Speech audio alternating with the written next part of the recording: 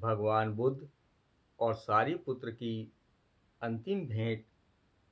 भगवान बुद्ध श्रावस्ती के जेतवन विहार में गंधकुटी में विराजमान थे। 500 भिक्षुओं को साथ लिए सारिपुत्र वहां पहुंचे। तथागत को अभिवादन कर सारिपुत्र ने निवेदन किया कि अब मेरा अंतिम समय समीप आ पहुंचा है। क्या तथागत अब मुझे शरीर त्याग की अनुमति देते हैं? भगवान बुद्ध ने सारिपुत्र से पूछा, क्या तूने अपने निर्वाण के लिए कोई स्थान विशेष चुना है? सारिपुत्र का उत्तर था, मैं मगध के नालक नाम के गांव में पैदा हुआ था।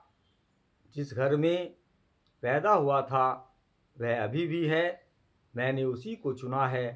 तथागत बोले, प्रिय सारिपुत्र, जो अच्छा लगे सो करो।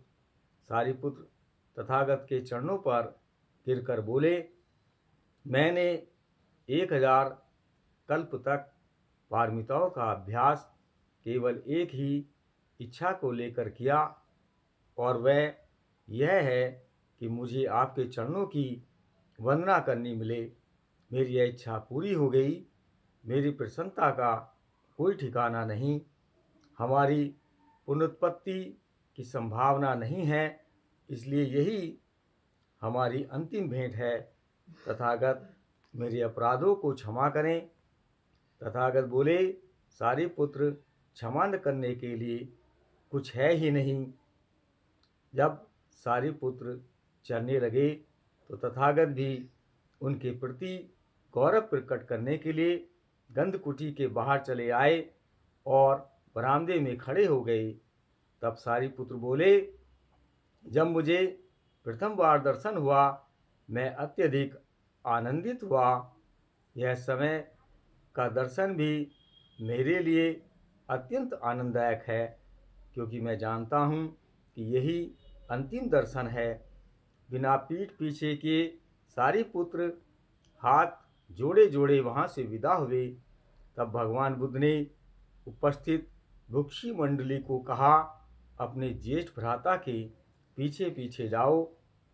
उस बार और पहली बार भिक्षु संघ को तथागत को छोड़कर सारिपुत्र के पीछे पीछे गया। अपने गांव पहुंचकर सारिपुत्र ने ठीक उसी कोठरी में जिसमें जन्म ग्रहण किया था परिनिर्वाण प्राप्त किया। सारिपुत्र का दाह संस्कार किया गया। उनकी अस्थियां तथागत के पास ले जाई गई। सारिपुत्र के फूल सामने आए तो तथागत बोले, वह सबसे अधिक बुद्धिमान था। उसमें संग्रह वृत्ति का लेश भी न था। वह उत्साही और परिश्रमी था।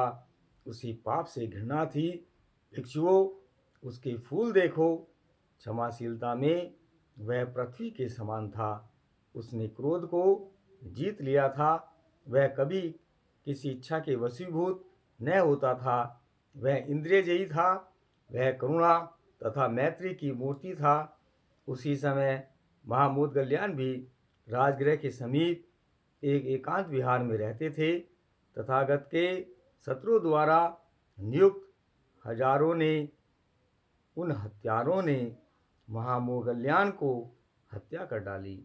महामोदगल्याण को मृत्यु का दुखद समाचार तथागत तक पहुंचा। सारिपुत्र और मोगलान उनके दो मुख्य शिष्य थे। सारिपुत्र धर्म सेनापति कहलाते थे। तथागत अपनी धर्म परंपरा चालू रखने के लिए कदाचित उन्हीं पर निर्भर करते थे। उन दोनों की मृत्यु से तथागत के मन में बहुत संवेग उत्पन्न हुआ। उसके बाद उन्हें श्रावस्ती में रहना अच्छा नहीं लगा। वे श्रावस्ती से विदा हुए। नमो बुद्धाय।